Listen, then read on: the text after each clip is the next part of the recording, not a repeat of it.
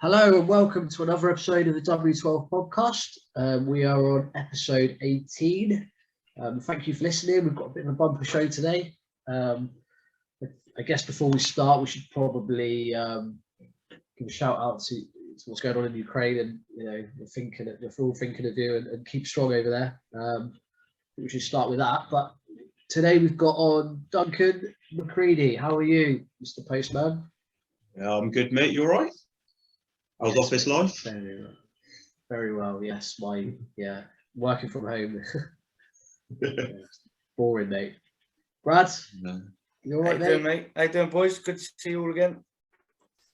And we've got Jack. Is it Suppler? I always just call you Jack Stat, but that's not your name. That's not your actual name, is it? You can call me what you want, but yeah, no, Jack Supple. Okay, cool. Cheers, Susan. So what? I'll get to that out. What's he doing?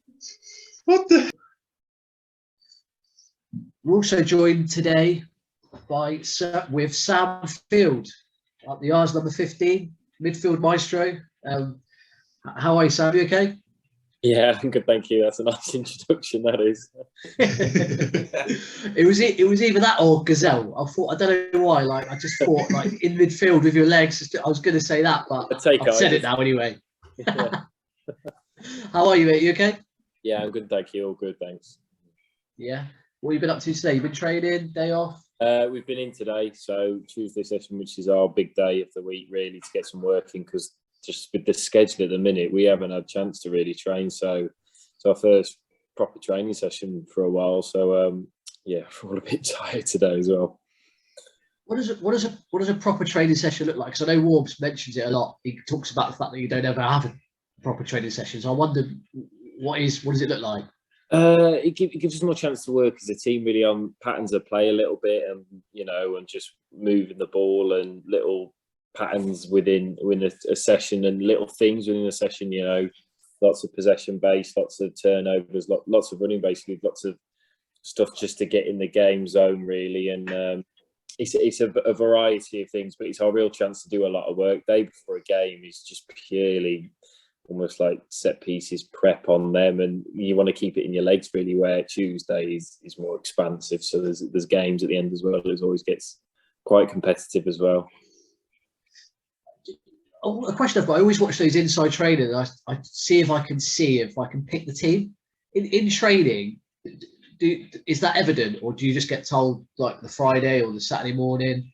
I mean, it's more evident on the Friday, to be honest, when we work through shape as a team, set shape, and so during the week, I think it's always up to play for. To be honest, I think it's how well you train and you want to showcase. I don't think they're managing it. There might be one or two hints, but they don't. I think he's right not to give too much away, to be honest, because we want to keep everyone on their toes. So generally, the Friday, you pretty much know what the team is then. But during the week, I mean, anything can happen. People can get injured. You don't know what. So I think he's always aware of that. Yeah. So going back to the start, when you came in January last year, we hadn't won in 12. We were fifth or sixth from bottom. What was that like to come into? What's the comparison to now? I mean, that wasn't easy to come into. I think you could feel the tension a little bit coming in. But I think I'd just come in when they just got two back-to-back wins. I think it was Luton and Watford. I think you could just feel it starting to turn. And by the sounds of speaking to a few of the lads, you could feel it.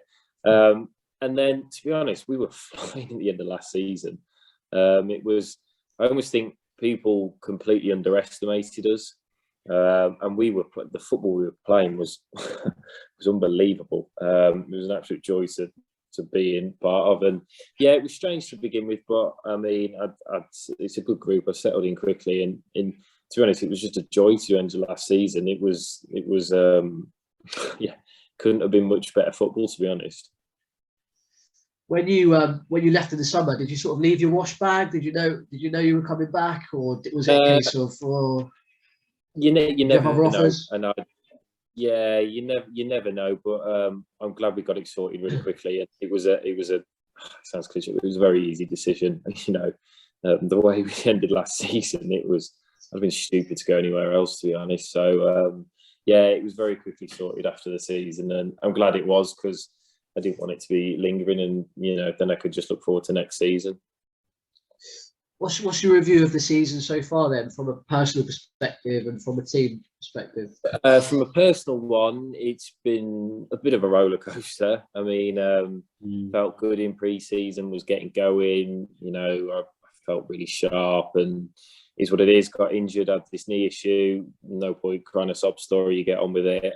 So I'm just glad it got sorted, got back, and since I've come back, I've started to feel a lot like myself, even more like myself, to be honest. I'm not even thinking about the knee or questioning it. You can probably tell by the amount of tackles I try and go into. I just completely trust it. So from a personal point, I'm really happy to be playing. I still know there's a lot more I need to work on, a lot more I can offer. But from where I was a couple of months ago, I'm delighted. And from a team point, I think I'll just allude back to the point of we were playing some unbelievable football at the end of last season. And I think that was a little bit of teams underestimated us. Now, they compliment us massively now because they know we're a good team and they know we can play football. And they come with a plan. They do a lot of homework on us. And we haven't been able to be as free-flowing this season, but we're fifth in the league. And if someone offered me that at the start of the season, I would have put your hand off for that, and I'm sure all you guys would as well. Yeah, I think it's one of them where I've been at West Brom as well, and I've watched them be in the playoff positions, and you're like, how the hell are we in this position? And we're not playing great football. I think sometimes it's just getting the job done, and it's just I think it's probably a little bit like that. But I mean, at the end of the day, who cares if we're in playoffs and get promoted? I sure as hell don't care. You sort of, I don't know if you've answered one of my last question, which was around away. Obviously, we've seen a dip in form recently, mainly around the away form. I was just wondering what your views were of why that was, and with everyone being back fit, is there a case of there's a lot? Maybe Warbs is trying different people in different positions, different combinations, and could that be the reason? It's hard to pinpoint one. I think everyone just has a blip at certain stages in the season, and I mean, I think we're in a sticky patch at the minute. I won't pinpoint it to one thing. I think there's numerous things. Also, you've got to give compliments to the other team sometimes. That if you're playing someone, I mean, Barnsley, for example, we weren't very good, but they're fighting for their lives, and we didn't really turn up with the right mindset. And I think that's more of a lesson to us. It's got to be the right mindset and right headset in the game that actually can't play football from minute 1 to minute 90. Sometimes it's going to actually have to be really ugly. So I think it's that one. In terms of personnel and positions, I think, look, it's still up to play for. People are desperate to play, so I don't think there's anything wrong with trying different things. It's good that we are in a little sticky patch and we're trying to work our way out of it. So I think it's just one of them. Sometimes you just have to keep battling. And I mean, there's 12 games left. I'm sure other teams they've all got to play each other as well. So someone's going to mess up. So I think it's just, we can concentrate on, as cliche this as, we concentrate on us 5, 6, 7 more wins. I think you're definitely in playoff positions. I thought I'd just jump in here, Sam, on something you said earlier about tackling. I mean, since you come back into the starting lineup in December, you've made more tackles than any other player in the Championship. And I was just wondering, are you enjoying that defensive responsibility in the middle of the park? And do you feel like, from a personal point of view, this is some of the best football you've maybe played in your career or with QPR? Yeah, I love that side of the game. I'm just almost like no nonsense. I think I've got 7 yellow cards, which is something I have to be aware of as well. Yeah, that's the side of the game I really love. And look, I enjoy watching Chris, Ilias, those boys play, but mindset was on complete opposite. I'll happily do the dirty stuff for them. In terms of me, yeah, he's probably the most consistent run of games starting I've had in my career. Unfortunately, it's just been injury or West Brom who's in and then they'll be out for some reason. And it's just nice to have that rhythm, to be honest. I'm really grateful for that. And if I can keep that, then, that would be brilliant, to be honest, because I think I can just keep improving from there. So, yeah, that's always going to be the way I play. Something I have to be aware of is yellow cards. I think the refs just have to block me a bit now. But yeah, that's something I learned to manage as well. Well, the yellow card sort of comes with the territory a little bit in that. Yeah, I almost think if you describe yourself as defensive mid, you gained another 4 yellow cards throughout the whole season anyway. I think refs just go, give him one. But I think there's a few I've probably got away with as well. So, well, I'm not sure if you saw, but Mike Warburton recently sort of likened you stylistically to like a Matic at Man United, in front of the defence. I mean, wonder what you thought of that sort of. There's a light comparison. You did stress. I'm not saying he's the next Matic, but he was, making a stylistic comparison. What would you make of that? And I mean, we've got similar legs. I would say that first of all. Yeah, no, that's a massive compliment from the gaffer. Look, I try and play my game. If it's similar, I've actually played against him, and he was one of the toughest opponents because his legs would just stretch, and he would get a ball or he'd drag it out of a situation. You're like, oh my word, how's he got that? So I'd take that as a massive compliment off the gaffer. I try and play my game, and if it's similar, it's similar. I just, it's nice that you said that, to be honest. Yeah, very much so. And you scored on your debut, obviously against Brentford. Is adding goals to the game something you might look at? Do you see yourself maybe as a box to box? Could that be something that could come, or are you quite happy where you are?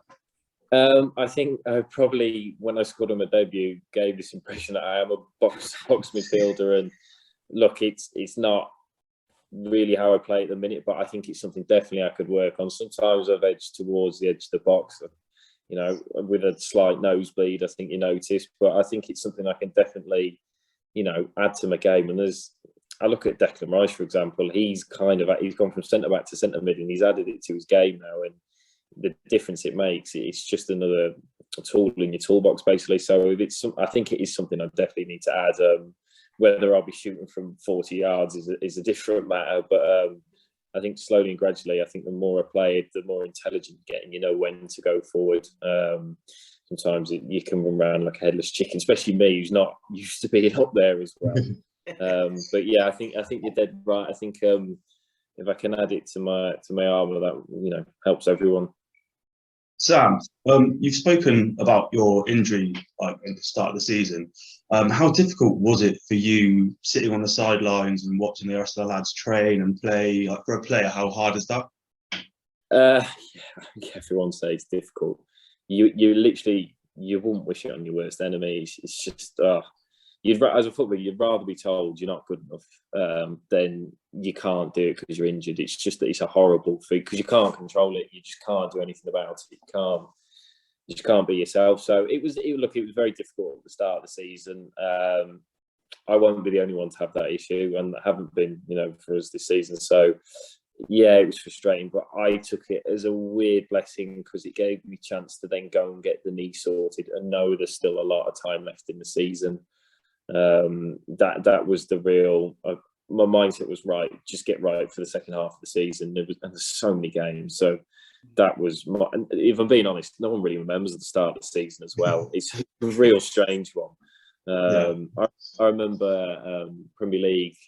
De Bruyne, they're already saying he was player of the year by about October, and then Salah comes along for 2-3 seasons and everyone's forgot about it. So I kind of quickly got my head round that and just thought, right, back after the season, get yourself on it.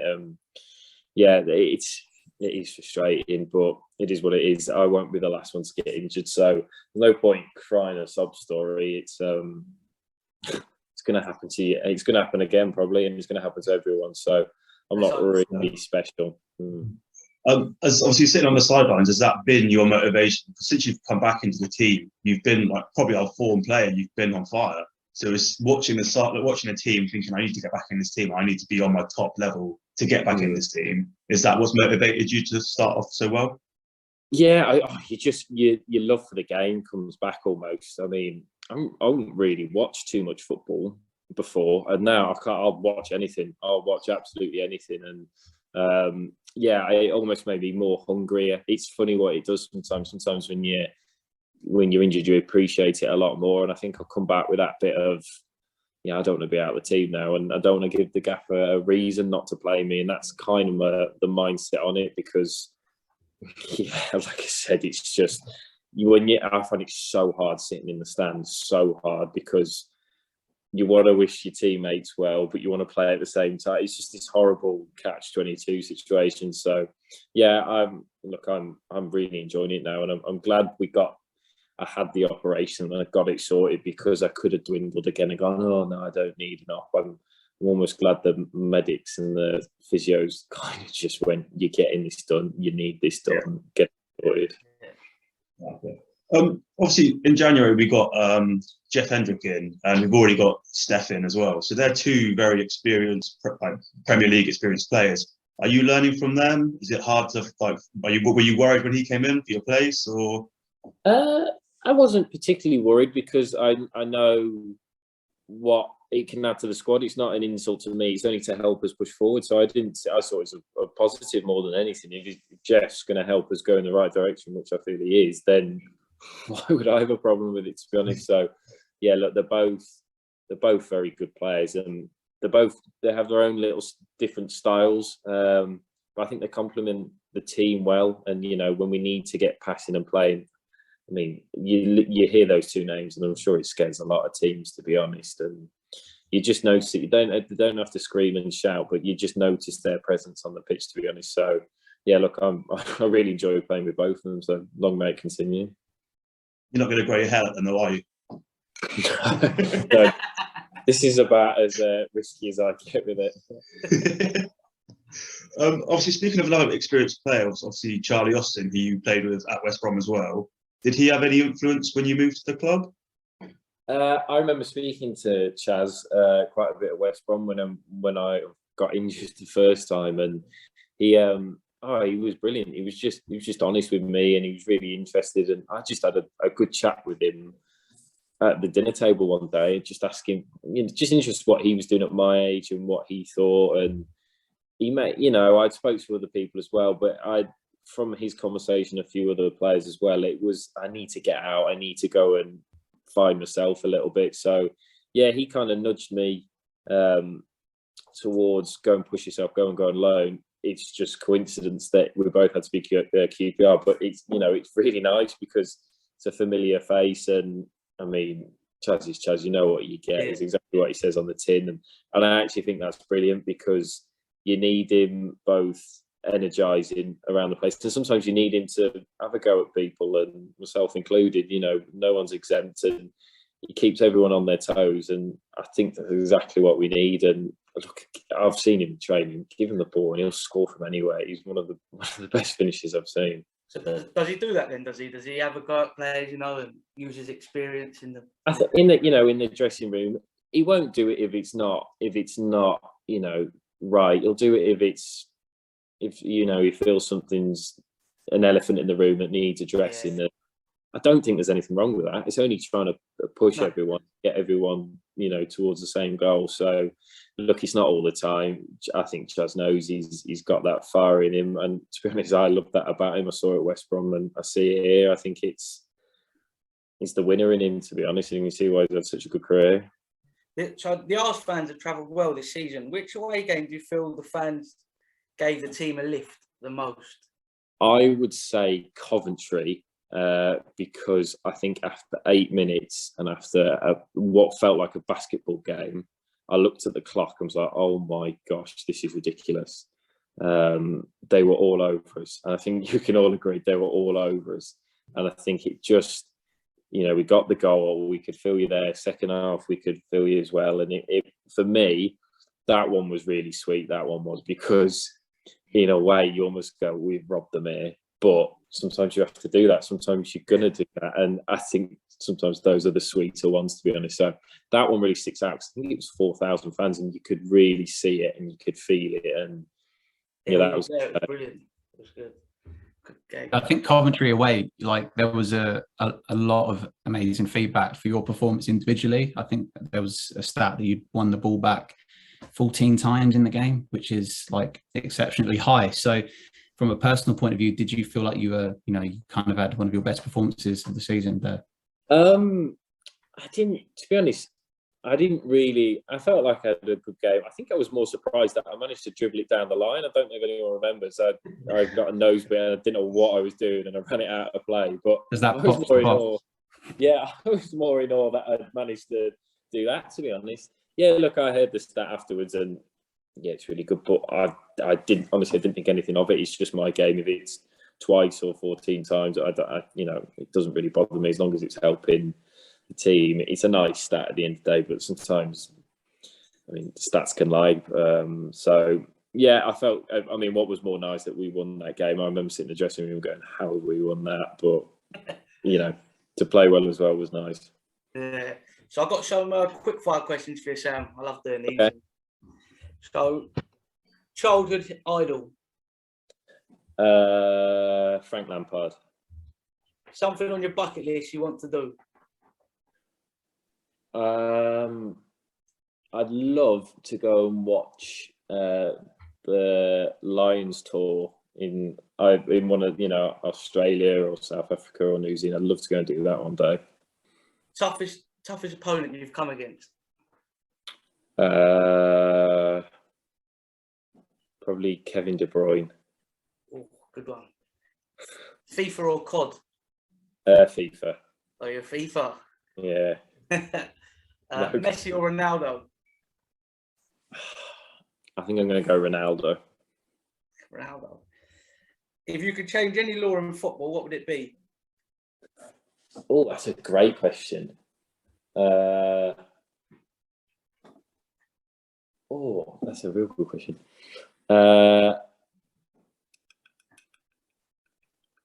You put me right on the spot there. I was hoping you'd say yellow cards. Yeah. Yes. Yeah. You're allowed one. Like you're allowed a mulligan in golf. You're allowed one free mulligan in tackling. That would be mine. But first football kit you ever wore? Would have been a West Brom one. Yeah. Which item in your home do you most treasure? Probably the TV, to be honest. TV? Yeah. Lovely. What one stadium you'd love to play at that you haven't? The Bernabeu. That would be unbelievable. For QPR, home or away kit? You've got to go home, I think. Classic. Oh, the away's nice though, isn't it? Well, the thing is, away is black and gold, which is Wolves, which I'm taught not to like. If you was going on a night out, pick 3 players you'd go out with and why. Okay, I'd go with. That's a great question. I'd go with Lyndon Dykes because he just looks like a bouncer and no one will mess with us. Albert Adoma just was dancing, so no one was paying attention to me. And then who else would I go with? You've got to take someone in case it kicks off. Yeah. Who would I want? I would want Geordie there, but he's gone on loan now. Yeah. Who else would I have? I'd have Chaz there. I'm sure Chaz would scare a few off as well. My favourite one I always ask everyone, using QPR players you've played with, you're the gaffer, pick your 5-a-side team. You have to have a goalie. That's great. Okay, so I'd have Senny in goal. Then I will go Albert. He's part defender, part attacker, part skill school. You got a bit of everything within there. Yeah. Rob Dickey runs from defence, so guaranteed shots as well. Am I included in this? No, you can't. You can't be in it. Oh, good, because they won't put me in it anyway. Ilias loves a dummy finish and he's just giving it in tight areas and he'll do it. Who else? I'd probably go George Thomas. George Thomas is decent in 5-a-sides, just constant running. You just can't mark. He's a nightmare to mark. You want to play offsides in 5-a-side against him, which you can't do. But, is that 5? I think one more, isn't it? That is One five. That's fine. No, That's fine. that's 5. Yeah. 5. Yeah. That's a good team. Well, as you just mentioned, then obviously you West Brom kit you wore was a question I've always wanted to ask. As a lifelong Baggies fan, how do you and other professionals approach those teams when you play against them? I tell you, it was really strange because it was the first time I played them. earlier this year. Was it last? It was last year. Yeah, really strange the first 20 minutes because I'm looking at them all thinking, I know exactly how you all play, what you like, what you do. But after that, it felt quite normal. And look, I spoke to a lot of them after the game and it was nice to speak to them and everything, but it kind of wore off quite quickly. I think I built it up in my head a little bit. I mean, no one plays for the same club now, really, for the whole career. That's kind of like died out now. So people get used to it. And I know I've been there 15 years, but I've seen a lot of people come and go as well. So it was a little bit strange, and I think I probably built it up in my head all week. As soon as I started playing, I was desperate for us to win, and I'm very happy for us to win. The only thing I was worried about, I thought Charlie was going to do an Adebayor and sprint all the way through. I was like, Chaz, I'm not going with you. I'm not going with you. I always think if I was playing against QPR, I don't know, I'd like miss the header, or I don't know why. But obviously, I guess when you're in the game, you don't think like that. But I feel like that's what I would do if I was ever playing QPR. I don't know why. Yeah, it's difficult. I don't know. It's really hard to try and do that, to be honest, as well. But yeah, if anyone who used to play for QPR wants to do that for us, now, I'd happily let them do it. Imagine if you scored no goal against them. Obviously, not on purpose, complete accident. Yeah, that'd be awful, wouldn't it? That's why, I felt a little bit for Joe Lumley, because you're like, he's such he's a really nice guy. I think he's a really good keeper. And you could tell he wanted to do well. And look, I'm happy we scored, but in a way, I was like, could we have just scored like a screamer from 40 yards? You don't want anyone to make a mistake or like that. It's because I'll probably do it. I mean, I nearly did it Saturday, so it's just one of them where you just, I know exactly what you mean, but it's almost like unspoken truth. You can't really say it. Obviously, you've mentioned a few times that you played in the Premier League. What's the I bet probably it's quite a common question, isn't it, when you've played in both leagues? But I guess from your perspective, in your position, what's the biggest difference? I mean, look, I made a few sub appearances. I wasn't. I've done it a few times. I wouldn't say I've made for it or anything like that, or played as much as Jeff or anything like that. I'd say the biggest difference is almost like a game of chess a little bit. I think in the champ you just go boom, boom, boom, boom, boom. It's almost like a basketball match, where in the Prem you go into places like City, you have to drop off, and then they just wait for you to be out of position ever so slightly, and they go bump, 2 passes, they're in on goal, and you're like, what? Where I think in the champ you can probably get away with it a little bit more. You can you can win a game and still give the team 4 clear chances, and you might win 2-0. You get that a little bit. I would say that's probably the biggest thing. It's the tactics. It's just a bit more chess-like. It's where the champ can be. The speed of it sometimes is frightening. It's frighteningly fast, and I think it's interesting when you see teams that get relegated come down to the champ. The first few games, that I always think they're miles off the pace, because they forget how quick it is, and it's a completely different ball game to the Premier League. To be honest, there's nothing like it. If we were to go up, I guess what do you think we would need to compete? What do you think we're missing?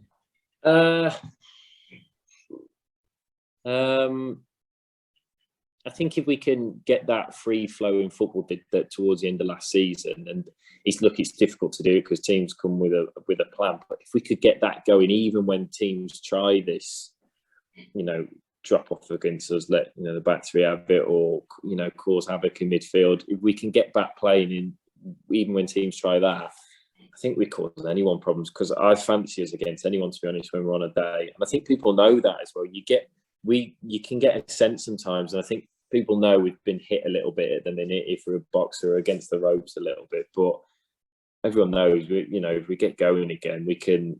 I sure as hell fancy us against anyone, to be honest.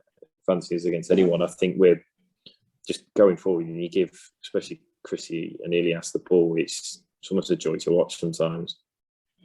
So, who's the toughest player you've played against this season in there? That's it. Good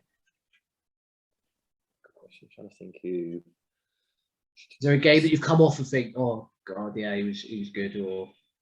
I think you're more. I'm trying to think if anyone was there. I forgot his name for Hull, the lad who scored. You could see he's a young lad. He's got good quality. Is it Lewis Potter?